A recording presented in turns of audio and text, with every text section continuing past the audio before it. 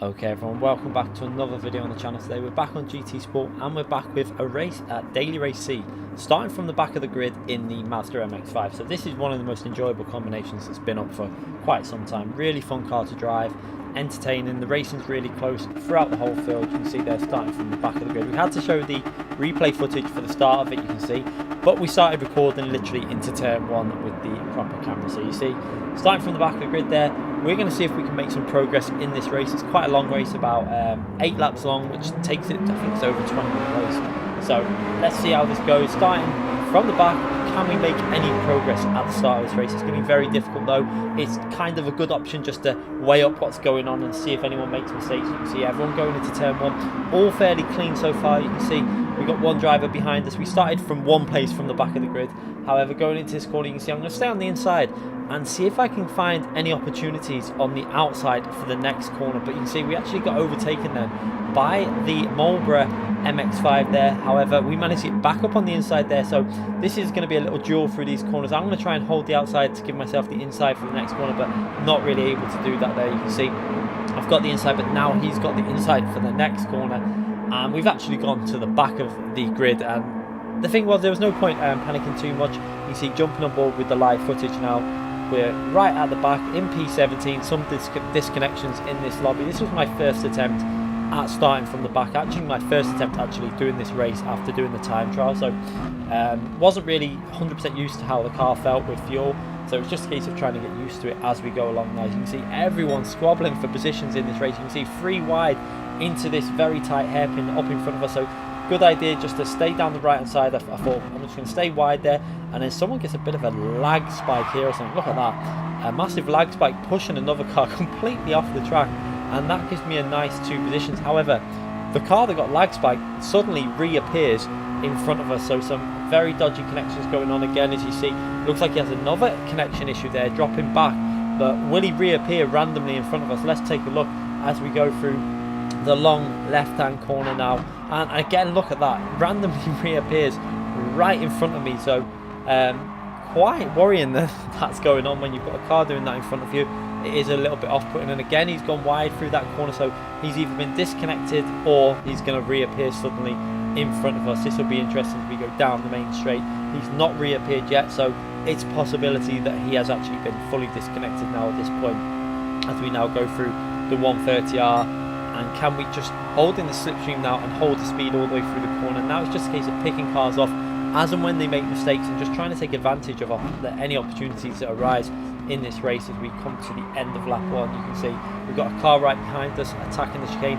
We're trying to just take a nice smooth line through there to see if we can get any opportunities. We're going to go around the outside here, try and pick up that slipstream from P12 as he went defensive on the right hand side. I think he made the wrong choice there. If he would have stayed in the slipstream, he probably could have defended all the way down the straight, but now because we've got the slipstream, we're going to take that position. You see, quite an easy pass in the end because obviously with the draft on this, the new real draft is actually a little bit OP in my view. I think they've made a mistake with what they've done with the settings. So what they've done recently is, as you can see, chaos in front of us there, cars going everywhere, and this is what this race is all about, a bit of chaos.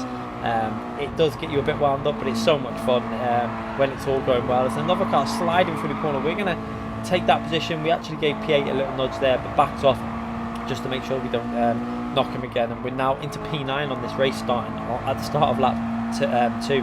So quite a hectic start, and as I was saying, yeah, they made some changes with the slipstream based on real slipstream. Now you pick up the draft from about a second back, and I think it's too strong. I think the old real slipstream was better in my view.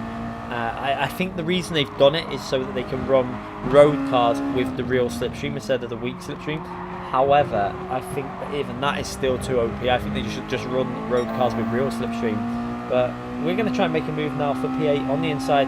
Can we make this move? We're going to have to brake very late if we go for this move, but didn't brake too late. You see, he gives him a little nudge there, and I take advantage of that and get myself up another position as he nudges P7. He missed the brakes totally there and nearly wiped out the Spanish driver in front. But now P8 on lap 2, we've got a decent chance here, but we are nearly 8 seconds back from the lead battle in this race with some very fast drivers. You can see there Steve Gaiman in I think it's in P2, so it's going to be very difficult to see if we can make any progress towards the front of this race. We'll do our best to see if we can fight our way through and then put some good solid lap times in as we now work our way onto the back straight, trying to pick up that slipstream. Again, quite strong slipstream, so we're going to pick it all the way up down the straight. And will we be able to make a move into the 130R? As the Spanish driver in front of me actually went defensive then, but decided to go back over to the right hand side of the track as I picked that draft up. Are we going to go and risk that move into the 130R? We're going to hang it on the inside and just hope that he gives us the space. Giving him the space also, we give him plenty of room, but he runs a little bit wide there, obviously trying to give us space, brings it back on track, and he actually tucks back in behind me there, but he's got another car battling him for that position also. Will he be able to come through that chicane? Still in P8, yeah, he's managed to do that. And we've managed to get ourselves up another position in this race. You can see that battle behind me. We've got away from that battle. That's really important. You can see there's a battle for the lead at the front. Then you've got myself and another car in between these two, both these battles. So I've got to work my way forward now to see if I can catch up that battle at the front. And one advantage you're going to get is when they're battling like that at the front, they're not going to be putting in the fastest lap times, because you can't physically defend and race and keep your pace really strong at the same time.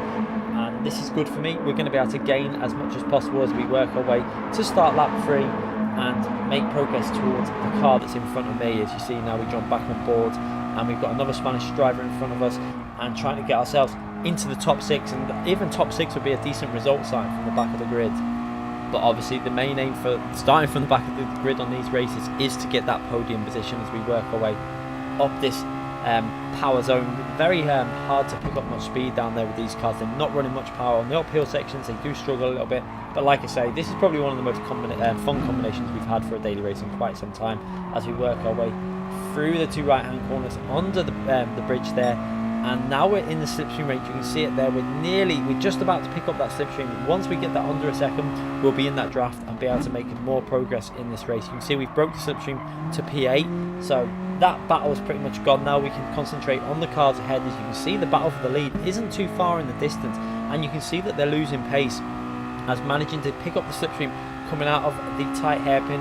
And now we're going to pick that all the way up into Spoon Corner and then down the back straight, which will help me out in terms of getting into a position where we might be able to make an overtake. But you can see we've still got a bit of progress to go. We've got, after this lap's finished, we'll have 5 laps to make up that 4 or 5 second gap, which is going to be hard work against drivers as fast as Steve Gaming and stuff like that. But we'll give it our best shot working down the back straight. You can see now we're going to pick up the slipstream, and now you're going to see just how strong it is. You can see the delta just getting smaller and smaller and smaller, and this is what I'm talking about. Even with a car as slow as this, it's still very strong, the slipstream. So now will we be able to make a move into this? I don't think we're going to be able to go for a move into the chicane. It's not going to be possible. We're too far back here, so we're just going to aim to get the braking point on point and then try and get a good solid exit out of the chicane, taking a lot of the curb off. You see they're going in a little bit too strong, but managing to take the a lot of the corner off on the exit to give us a solid speed coming out of that chicane and onto the main straight and picking up the slipstream again. Will we be able to make a move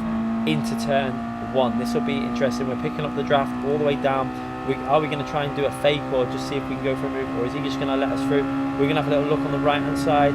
He's actually going to lift off and let me through there. I think he realised and my speed was a bit better and possibly wanted to use my slipstream to see if I could drag him through to the battle up ahead, which is very clever racing if he's got the speed to do it.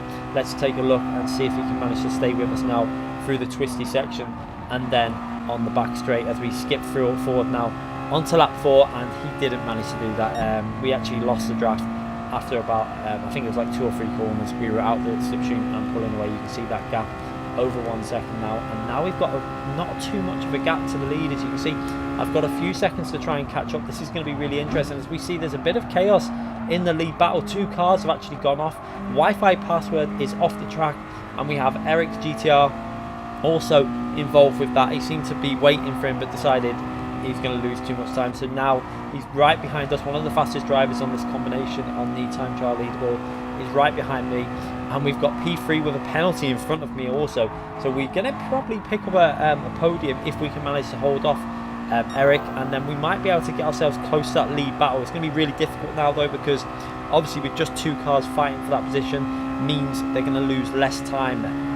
When you're obviously, if you're in a group of 3 or 4 cars battling, you're going to tend to lose more time than if it's just 1 or 2 cars, as we now try and take as much off that corner as possible, and then into this tight right-hander. And you can see again, the one thing bit frustrating was we didn't manage to get out the slipstream from a P5, so he's got my draft, so I'm going to be drafting him along now all the way. And when you've got someone as fast as Eric behind you in this type of car, he's going to be able to pick up the slipstream all the way down the straights and gain a lot of time on you. As you can see, I'm getting closer and closer to picking up P3 slipstream. However, he's going to have that very, I think it's a 3 or 5 second penalty to take, so he's going to be out of the question. He's not going to be able to fight for this podium, and it's going to be a battle between myself and Eric for this podium at least, and maybe for them top places in this race. As you see, the penalty bar now building up. That's just to signify that he's going to take quite a big drop in this race down this main straight, and you do lose a lot of time at this track in this car as well, because it's not the fastest car accelerating. So 5 second penalty is going to be very costly. You'll see slowing down pretty much to a standstill almost. So I'm going to use this slipstream to try and pick up a bit of a draft there. You can see down this main straight. Will Eric go for a move on the inside? I'm going to try and hang it around the outside. However, he decides not to go for that. I think he could have possibly have gone for that on the inside, but decided not to. And now we're going into the final chicane to see if we can hold him off here. Will he make a move up the inside? He's not going to try that either, as we get the braking pretty much spot on there, taking off as much of the corner as possible without getting a penalty. And now we're pushing to see if we can get as close as possible to that battle for P1. So starting from the back of the grid, we've made really solid progress in this race now as we go over the line with the fastest lap of the race. And now we need to keep putting them lap times in, even though we've got someone very fast behind us.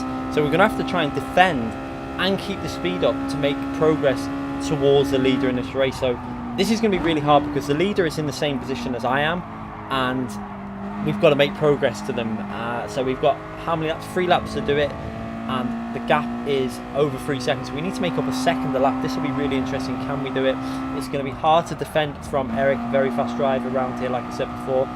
But this was our first attempt, and the pace is looking okay. You can see the rear going a little bit loose there. We had 3 to the rear bias on at the moment.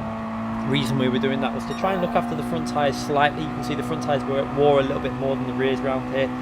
Picking up another purple sector there, but you can see the advantage that P4 is getting from being in that slipstream. It just gives you so much more straight line speed. He's not going to make a move here. You can see there's no point really trying to make a move there, as we try and take as much off that corner without picking up a penalty. And then again, this corner very tricky to try and maintain the speed on the exit, but doing that reasonably well there. And we're going through that sector with a reasonable time. Eric is going to go down that right hand side. Will he be able to make a move down there? We're going to try and give him the space down that right hand side, but just make it as difficult as possible as we take that inside line.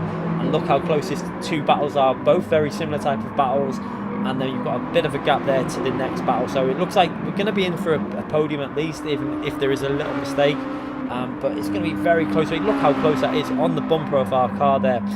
Eric in the other Mazda MX-5, literally being towed along bumper to bumper. It's crazy driving these cars. This is why I love these cars. So much fun. And we want more combinations like this as daily races, longer races, over 20 minutes. This is what we want for FIA, but maybe with longer races with a bit of strategy involved in terms of pit stops as well would be nice. Now we go on the back straight, and you can see now, look how strong that slipstream is. Eric is going to go down the right hand side. Is he going to try and hold it around the outside of the 130R? This is a very brave and very hard move to make, because the natural line for the person on the inside is to run a little bit wide. I take as much of that curb off as possible, give him space on the outside. Eric runs a little bit wide onto the curb, but that's all fair. And then into the final chicane, we managed to hold that position and still making progress towards the leaders, even though we're battling like this. You can see taking a very similar line through that chicane as Eric. Really on the second part, making sure you take a lot off to give you as much exit speed down the straight as possible as we go defensive on the right hand side, to try and make sure that you can't go for a move there as we go over the line with another fastest lap of the race, which wasn't particularly fast obviously, but the tyres are a little bit worn at this phase. But there you can see the lead battle as they're battling for that lead in this race. Obviously now I think Steve Gaming wants to get himself into that lead and try and make progress, because possibly he saw the battle coming up behind him for the podium, and this is going to get very close towards the end. Are we going to be able to make a move for the top position in this race? P3 I'd be happy with, but really I wanted the win in this race. As you can see, trying to push through here, but the rear is starting to get a little bit loose, the front starting to understeer. But you can see Eric also pushing aggressively behind me as we go through the sector split there. Not the best sector split, we've got a bit of understeer kicking in. which caused us to lose a little bit of time, but we're still making progress towards that lead battle. That is the main thing. We've got that gap down to around 2 seconds. We've got 2 laps to go, or just under 2 laps to go now, and we are gaining all the way through these 2 right-hand corners, and we're also getting extremely close to picking up that slipstream from P2 as we run really far wide out there, obviously trying to maximise the speed, taking a lot of speed through there. We've got the gap down to 1.7 to P2 as it looks like there's a lead, possible lead battle going on now between them two, which is going to cost some time as Steve Gaming goes for the undercut there, going for that wider line and then going around the left hand side. However, he's going to be struggle to get through around on the outside because obviously the distance with this car, you need to be on the right hand side for the shortest distance, although it looks like he might be able to make that move work on the left hand side as we are under pressure from Eric also on the right hand side where he's been picking up that slipstream, but we've got the right line to be defensive into this corner as he turns in a little bit early there. I think he misjudged the turning in point and tapped the rear of the car as we now work our way onto the back straight now and trying to pick up the slipstream from the cars in front. You can see how close we are. We've got that gap within like a few tenths of picking up the draft down the straight, so we might be able to make a move on the final lap in this race. Will Eric be able to make a move into the 130R? He's picking up the slipstream, but he's just a little bit too far back. And will he pick a bit of dirt here going through this corner? You can see he runs a little bit wide. He's onto the curb in the mirror, and you can see he's lost it. Look at that in the mirror. He's completely lost the rear, and he's into the barrier. So now we're battling now just for P3 and P2 and 1. We pretty much got this P3 secured, so we need to push 100% to see if we can get close to picking up a better result. This is going to be extremely difficult though because we're 4 temps behind, and that's going to increase down the straight. You can see nearly 1.5 seconds by the end of the straight, and it's actually going to be, over 1.5 seconds. However, they're going side by side through turn 1, which is going to lose them time, and I'm going to try and push all the way through here now, trying to maximize my speed to see if we can get as close as possible and pick up that slipstream. The slipstream is so important with these cars, and it might give us the ability to go for a move for the win in this race as we now push through this first sector, the real technical section. This car starting to pick a bit of understeer up and then getting a little bit of oversteer on power as you can see it there. The rear starting to get a little bit loose, but we're managing to gain all the way through here. You can see the delta getting closer and closer. Will I be able to get into that slipstream before the back straight? That is the most important point where we need to be in the slipstream so we can possibly look at making a move into the final chicane as they're going to go side by side possibly through these 2 right hand corners. Will they risk that? This will be really interesting.